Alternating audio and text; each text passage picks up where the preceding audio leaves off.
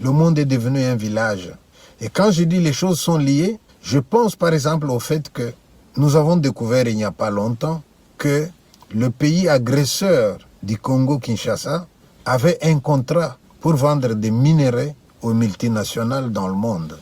Ces multinationales savaient très bien que les minerais qu'ils achètent ne viennent pas du sous-sol de ce pays qui attaque le Congo encore aujourd'hui. Et vous, M. Macron, vous le savez aussi. Et dans votre dictionnaire, il existe le mot « recel ». Et la question d'être receleur, ça ne vous a pas effleuré. Moi, je n'ai pas envie de vous faire porter le chapeau pour des choses que vous avez héritées.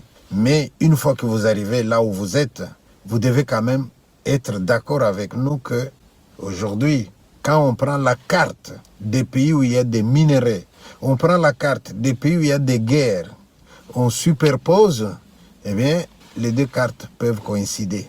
La guerre, il faut des armes, M. Macron. Et les armes, ce n'est pas nous qui les produisons. Donc, on ne peut pas se laver les mains et dire, demander à votre président, alors qu'en même temps, vous savez très bien que ce président, pour qu'on puisse l'évaluer, il faut qu'il ait les mains libres, il faut qu'il travaille convenablement.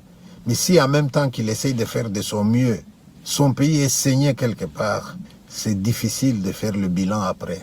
La situation de la France aujourd'hui, dans ses relations avec l'Afrique, peut vous inciter, vous, M. Macron, de faire les choses autrement que par le passé. Faire les choses autrement que par le passé, ça passe par des rencontres comme celle que vous venez d'organiser. Je voudrais vous demander aussi de pouvoir écouter tout le monde.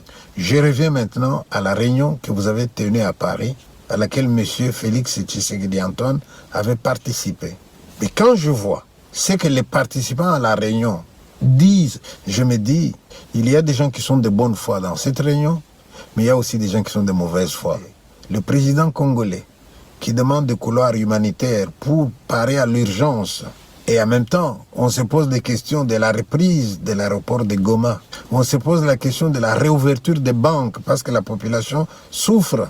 Et vous pensez qu'en face, l'ennemi du Congo a aussi la bonne volonté qu'on traite toutes ces questions-là de manière objective? Je doute, Monsieur le Président. On demande à ces ministres, votre armée est au Congo. Il dit non. Monsieur le Président, j'espère que cette réponse-là, le non, vous ne l'avez pas pris pour de l'argent comptant.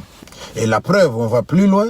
Le monsieur reconnaît, nous allons déplacer notre dispositif de sécurité. Comment est-ce qu'on peut vouloir déplacer les dispositifs de sécurité lorsqu'on prétend qu'on n'est pas au Congo? Je pense que l'heure a sonné, où le favoritisme que vos prédécesseurs